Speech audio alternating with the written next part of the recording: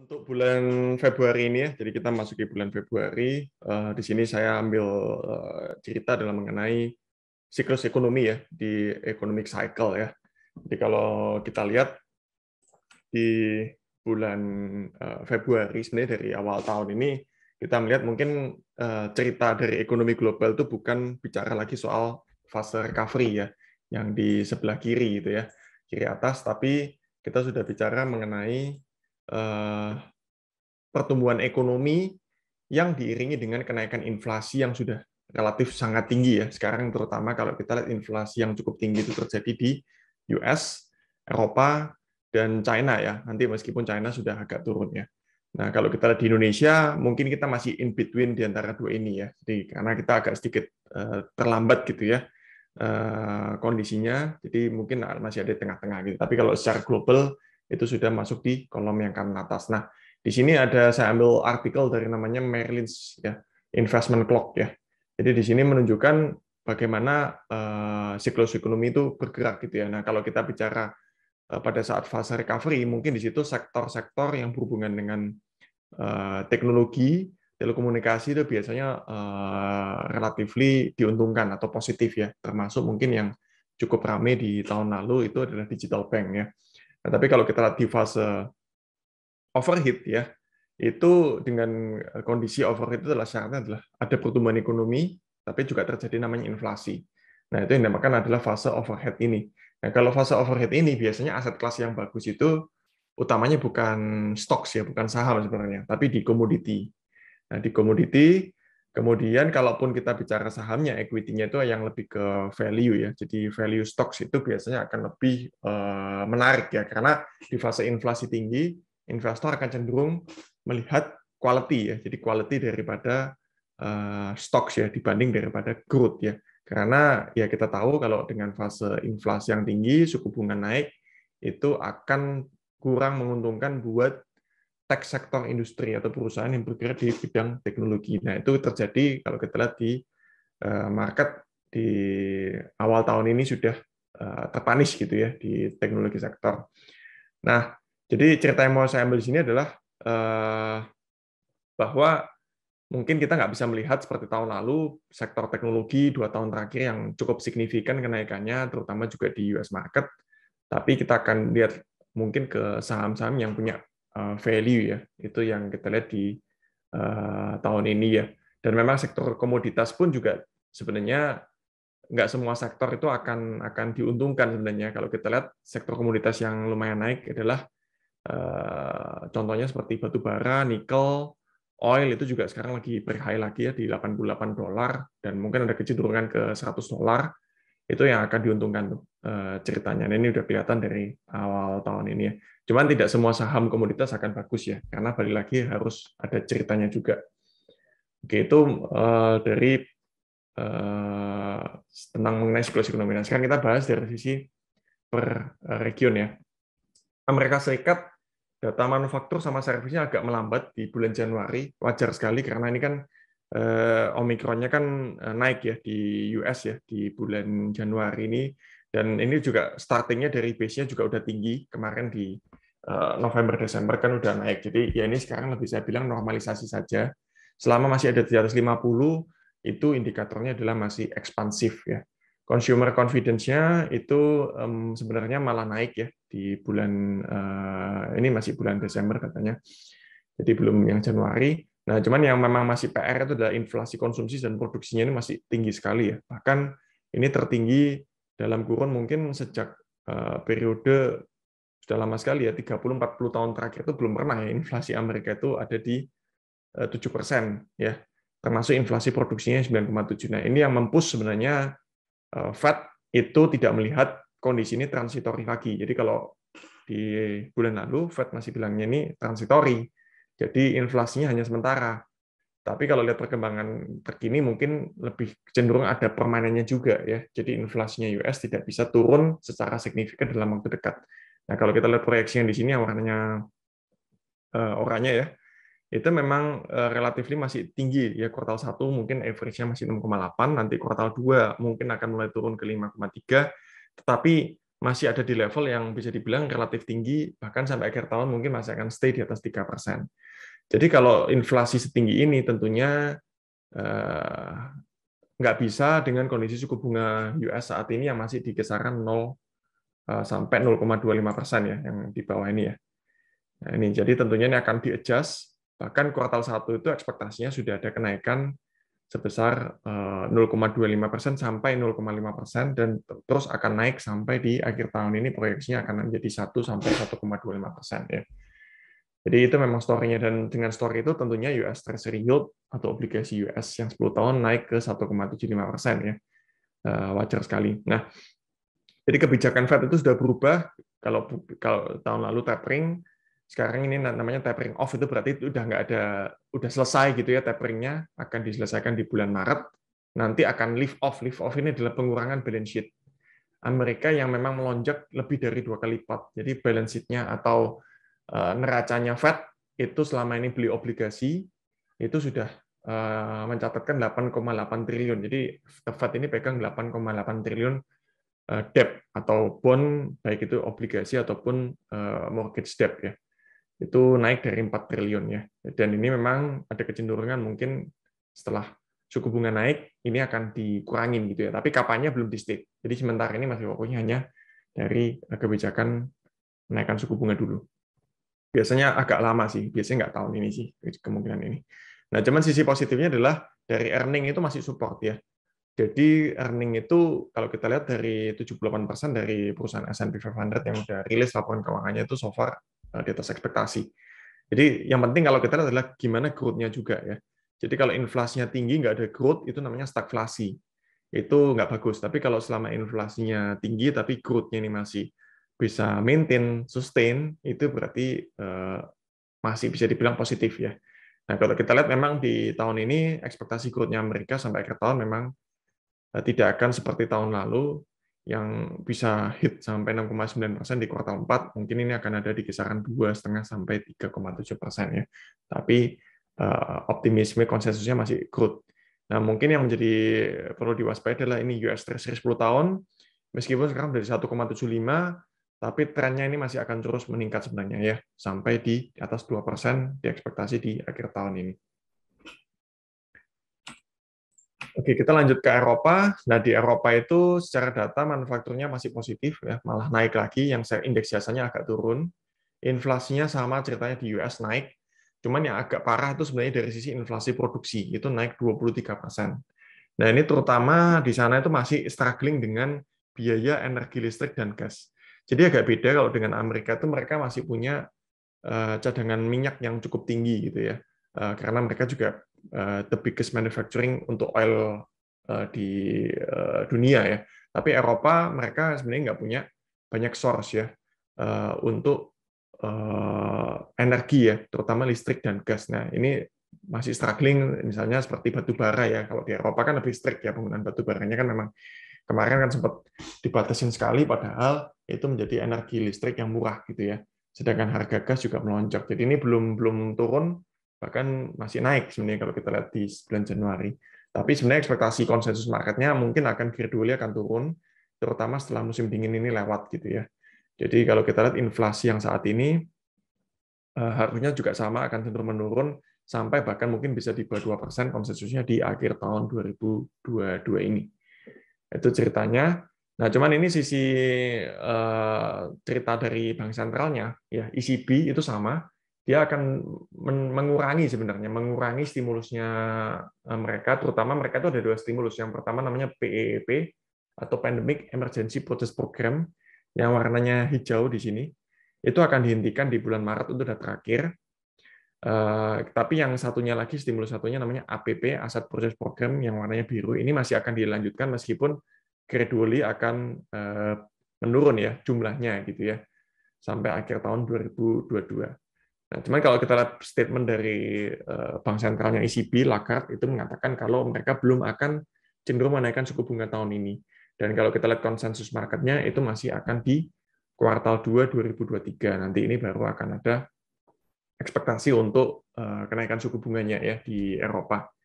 Nah, berbeda dengan Amerika yang mungkin yield bond-nya cenderung naik, kalau kita lihat yield bond di di Eropa itu ada kecenderungan mungkin masih stagnan ya, belum ada kecenderungan untuk naik ya. Oke, jadi itu ekspektasi dari Eropa. Kita masuk ke China. China manufacturing PMI-nya turun di bulan Januari kemarin. Ada yang bilang ini penyebabnya karena menjelang ini ya Chinese New Year ya. Jadi memang menjelang Chinese New Year mungkin sebagian manufacturing sudah mengurangi operasinya dan juga labor-nya atau karyawannya atau pegawainya udah pulang juga ke daerah masing-masing ya. Jadi mungkin di situ juga menjadi penyebab manufacturing yang agak turun. Tapi kalau kita lihat di satu sisi indeks jasanya naik ya.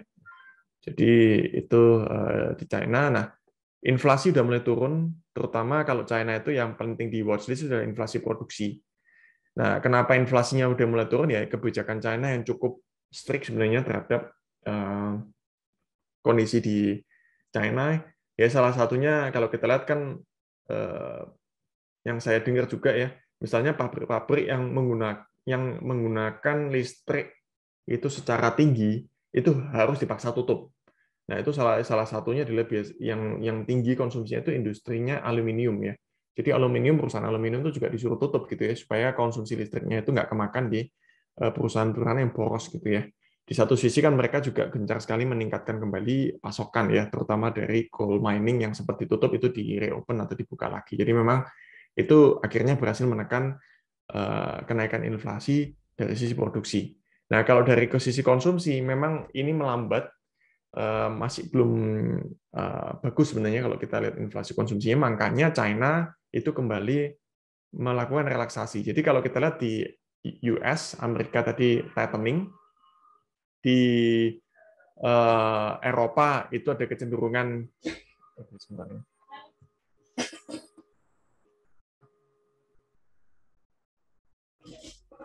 Oke, sebentar ya. Nah, kalau untuk di inflasi makanya China kan menurunkan suku bunga acuannya itu menjadi 3,7% ya, karena struggling dengan kondisi ekonomi yang cenderung melambat. Nah, padahal kalau kita lihat nih, ceritanya adalah Xi Jinping itu harus menjaga perekonomian Cina ini untuk tetap bagus ya, karena dia akan mencalonkan untuk menjadi presiden ketiga kalinya ya, untuk periode 5 tahun terakhir. Oke, kemudian mungkin ini juga highlight ya, di tahun lalu ekonomi China itu memang melambat sekali karena sektor properti itu slumping ya, atau jatuh, padahal itu menyumbang 25-35% dari GDP. Nah, ini kita lihat yang di bagian sebelah kanan bawah ini kelihatan akhirnya terjadi tightening ya. Jadi yang cenderung merah itu berarti kan memperketat. Jadi China memperketat aturan atau regulasi, terutama di sektor teknologi, energi, properti itu diketatin, tapi mereka losing itu di kebijakan fiskal dan monetary policy-nya. Jadi memberikan stimulus yang di sini. Jadi ini di tighten, yang ini dilonggarin gitu ya. Jadi bisa dibilang ya kombinasi lah langkah stimulusnya China. Oke, itu kira-kira. Nah, kalau untuk Indonesia kita lihat di PMI manufacturing-nya itu melambat ke 53,7. Sedangkan kepercayaan konsumsinya itu juga turun ke 118,3. Jadi memang agak sedikit ada penurunan di bulan Januari. Inflasi malah naik ke 2,18%. Untuk yang konsumsi sama inflasi produksinya juga naik ke 2,91%. Nah, kalau kita lihat cerita di Indonesia ini, dari Bank Indonesia itu masih akan namanya burden sharing ya. Jadi masih akan terus membeli obligasi pemerintah, terutama di pasar perdana, itu nanti totalnya masih di 244 triliun, jadi bisa dibilang masih stimulusnya itu masih ada gitu ya dari Bank Indonesia. Cuman liquidity yang di bank, jadi sekarang itu terjadi over liquidity di bank ya. Makanya bank itu akan diketatin sebenarnya sama BI dengan menaikkan giro wajib minimum. Jadi bank harus placement di Bank Indonesia itu dinaikin, nanti akan bertahap sampai ke 6,5% untuk bank konvensional dan 5% untuk bank syariah. Oke, kemudian tax amnesty sepanjang bulan Januari itu udah ada deklarasi 8,7 triliun dari sekitar 9.500 wajib pajak. Pemerintah mendapatkan PPh 931 miliar ya di sepanjang Januari. Nah, mungkin ini cerita juga yang baru, Jadi kemarin itu harga minyak di bulan Januari kan sempat melonjak ya. Minyak goreng terutama ya memang sebenarnya kalau minyak itu kan sangat sensitif dengan pergerakan harga CPO ya. Tadi seperti Hajilah ceritakan komoditi kan memang naik ya. Jadi dengan CPO yang naik, otomatis harga minyak goreng pasti naik gitu ya. Nah, cuman sekarang ini pemerintah mengintervensi, tadinya itu memberikan subsidi harga minyak goreng murah ya disubsidi, tapi per yang terakhir ini dibatasin harganya ya. Jadi harga jual minyak goreng hanya boleh di kisaran 11,5 sampai 14.000 per liter. Nah, yang nanggung siapa? Ya perusahaan minyaknya itu sendiri dengan namanya DMO dan DPO. Ini mirip seperti PLN kemarin ya. Kalau DMO itu Domestic Market Obligation. Jadi produsen-produsen sawit itu harus mensubsidi harga minyak ke dalam negeri ya, dan membatasi harganya gitu ya. Jadi istilahnya keuntungannya di perusahaan sawit ya dibatasin ya. Intinya gitu untuk memberikan harga yang murah di dalam negeri ya. Kurang lebih gitu sebenarnya ceritanya. Sama seperti ceritanya perusahaan batubara ke PLN di bulan Januari juga sama ya. Sempat kan batubara juga dikunci, nggak boleh diekspor untuk memenuhi DMO-nya di dalam negeri karena sempat PLN itu tanya kekurangan pasokan coal ya. Oke, kemudian Indonesia juga mencatatkan FDI, investasi langsung itu 901 triliun di tahun 2021, ini juga katalis positif. Karena kalau FDI itu kan berarti pembangunan pabrik ya di dalam negeri. Nah, itu ceritanya juga naik 9% year on year ya, sesuai chart yang di kanan bawah ini ya. Jadi ini event tertinggi ya kalau kita lihat sejak tahun 2010. Jadi forecast-nya bagus sekali sebenarnya kalau kita lihat di FDI di Indonesia. Bahkan 2022 ini forecast-nya masih naik ke 1.200 seiring dengan makin banyaknya perusahaan terutama yang related ke energi terbarukan ya. Kalau kita lihat itu juga banyak komitmen investasi yang masuk ya. Dan ini akan sangat bagus sekali kalau memang ini terrealisasi juga. Oke, kemudian pemerintah juga akan mulai membuka ini ya wisatawan ya, terutama di Bali itu katanya 4 Februari ini udah aksesnya dibuka. Oke, sebentar.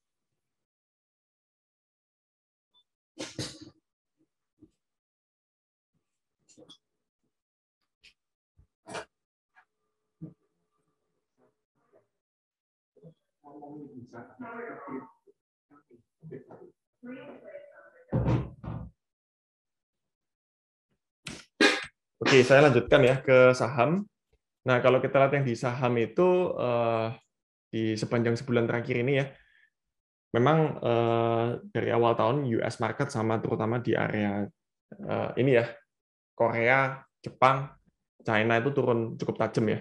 Cuman kalau kita lihat mungkin sudah agak sedikit rebound ya seminggu ini di US market itu udah lumayan reboundnya. Jepang juga rebound yang mungkin masih belum banyak itu di area China sama Korea. Nah, Indonesia bisa dibilang relatifly selamat gitu ya daripada penurunan karena sentimen driven-nya yang tadi saya sampaikan itu adalah lebih banyak ke tech sektor yang paling sensitif untuk penurunannya, dan di Indonesia mungkin tech sektornya nggak banyak ya, atau mungkin bisa dibilang ya hanya segelintir yang besar kapitalisasinya, jadi relatif aman. Dan di satu sisi Indonesia adalah commodity country yang sebenarnya menjadi opsi yang positif buat investor tuh invest ke negara yang punya energi gitu ya, itu ceritanya ya. Oke, kemudian kalau kita lihat ini ya secara teknikal ya, ini rebound US market Dow Jones itu rebound sempat menyentuh support kuatnya di 33.300, sekarang rebound dan ini masuk ke area resistance ya. Jadi ke area resistance ini memang sudah juga di area overbought. Jadi kalau kita lihat ya ini perlu diantisipasi kalau untuk Dow Jones mungkin US market ini mungkin bisa terjadi kembali koreksi. Kalau saya lihat mungkin cenderung marketnya akan sideways ya untuk di periode berikutnya ya. Jadi mungkin sideways ada di kisaran ini ya, resistance and support di sini ya. Oke, itu kalau untuk US marketnya. Kemudian kalau untuk yang domestik ISG, nah kalau kita lihat ini masih sama ya sebenarnya sideways sekali ya dari 6,5 sampai 6.750 di periode sini ya. Dan kalau kita lihat sekarang ada supportnya ada di 6.515-an ya. Kemudian yang di bawahnya ada 6,5. Jadi di area ini sebenarnya menarik untuk kalau yang mau entry, tapi kalau mendekati resistance, ini berarti ada kecenderungan mungkin lebih baik mengurangi posisi dulu. Ya, tapi kalau ternyata memang masih bisa break, ya mungkin target resistance berikutnya di 6910 ya. Nah, kalau kita lihat konsensus marketnya sebenarnya melihat untuk tahun ini harusnya IHSG sangat punya potensi tembus di atas 7.000 sebenarnya ya. Dan sangat wajar sekali ya, karena earning harusnya juga udah lebih better dibanding tahun lalu. Dan kalau itu memang lebih better ya sangat wajar sekali nanti kita bisa dapat all time high di atas 7.000 sih. Itu ekspektasinya. Tapi kalau untuk short term, ya kita lihat dulu pergerakan sentimen marketnya ya. Oke, untuk pergerakan dari asing sendiri, kalau kita lihat di bulan Januari itu net buy 6,2 triliun. Ya ini kalau asingnya net buy berarti kita bisa lihat saham-saham yang relatively blue chip itu biasanya akan perform, dan ini memang kelihatan sekali di bulan Januari itu saham-saham yang underlying blue chip itu bisa dibilang lebih perform ya daripada saham-saham yang ada di kategori small medium cap. Nah, ini kita lihat BCA itu naik dan support GCA ya. Memang ada beberapa nama small cap ya yang baru IPO juga ya. Tapi kalau kita lihat overall, kalau kita bicara reksadana mungkin lebih banyak yang pegang blue chip ya, yang lebih perform di bulan Januari kemarin. Oke, ya ini historis GCI-nya. Kalau kita lihat memang di bulan Februari sebenarnya secara tren juga masih positif ya. Secara rata-rata di positif 82% daripada 10 tahun terakhir ya. Oke, kalau kita masuk ke obligasi. Nah, obligasi tak bulan kemarin itu yield-nya naik ya dari 6,36 ke 6,43. Yang FR, kalau yang Indon, yang US itu naik. Ini lebih signifikan ya, naiknya 2,14 ke 2,7. Jadi Indon itu harganya cukup banyak sebenarnya di bulan Januari. Kalau FR mungkin turun tapi nggak sedalam Indon. Wajar sekali karena kemarin memang yang Indon itu paling sensitif dengan US Treasury. Jadi kalau US Treasury naik, yang lebih sensitif itu pasti yang Indon.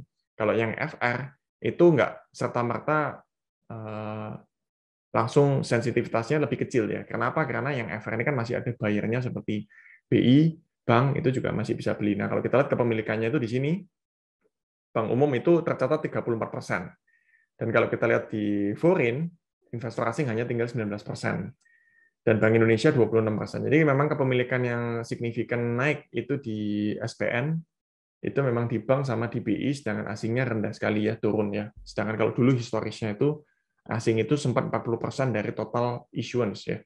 Jadi kalau sekarang hanya 19% ya udah sangat tidak, ketergantungan terhadap asing sudah sangat rendah gitu ya, terutama yang rupiah. Tapi kalau yang Indon ini karena memang holdernya juga lebih banyak foreign, ya tentunya lebih sensitif. Oke, kemudian kalau foreign flow di bond agak beda. Sepanjang tahun lalu itu net sell sekitar 69 triliun, dan di bulan Januari juga masih net sell lagi sekitar 1,1 triliun. Jadi memang asing masih sangat underweight di bonds. Oke, ini kira-kira untuk yang bonds rupiah, ya di FR 10 tahun, kalau kita lihat ambil average yield-nya 5 tahun terakhir itu ada di 7%. Sekarang di 6,43. Jadi kalau kita lihat ini sebenarnya masih cukup jauh dari rata-rata 5 tahun terakhir, tapi considering kondisi Indonesia yang secara makro juga lebih bagus dibandingkan mungkin 5 tahun ke belakang, bisa saya bilang mungkin ekspektasi untuk yield 7% masih agak berat. Jadi targetnya adalah untuk tahun ini ada di 6,5 sampai 6,8. Jadi kalau ada di range ini ya bisa dikonsider untuk buy ya. Kita selalu acuannya yang 10 tahun ya. Nah, meskipun kalau kita bandingkan real yield-nya terhadap inflasi mungkin nggak ada valuasi yang menarik ya, karena inflasinya kan juga udah naik ya. Jadi kalau inflasi naik ya berarti spread-nya ini juga nggak bisa terlalu lebar. Jadi mungkin itu gambarannya untuk yang rupiah. Nah, kalau yang Indon, yang US dollar bond Indon, kita lihat yield-nya berbanding lurus dengan US Treasury. Jadi ini kalau ini kemarin naik ke 1,77, ya ini juga naik ke 2,7. Cuman spread-nya ini memang masih sempit ya. Masih sempit sekali kalau kita bandingkan dengan rata-rata itu biasanya selisihnya yang obligasi Indon sama yang US Treasury itu selisihnya rata-ratanya 1,3%. Sekarang hanya tinggal 0,9%. Jadi masih way jauh banget dibanding rata-rata. Which kalau memang seperti ini, ya kita bisa bilang belum cukup murah ya untuk kita considering beli Indon. Kalau saya bilang Indon ini akan menarik kalau nanti yield-nya 10 tahun itu bisa naik kembali di atas 3% ya di sini. Itu baru bisa dibilang cukup menarik ya, dengan considering yang Fed juga masih menaikkan suku bunganya ya. Oke, untuk teman-teman di sini yang belum follow YouTube-nya Moduit juga bisa follow ya, untuk update-update kita setiap bulan, dan update dari MI kita semuanya put di YouTube ya. Jadi bisa follow YouTube-nya Moduit. Oke, dari saya mungkin itu aja. Mungkin di sini saya, kalau ada yang mau ditanyakan, silahkan, mungkin bisa di-unmute.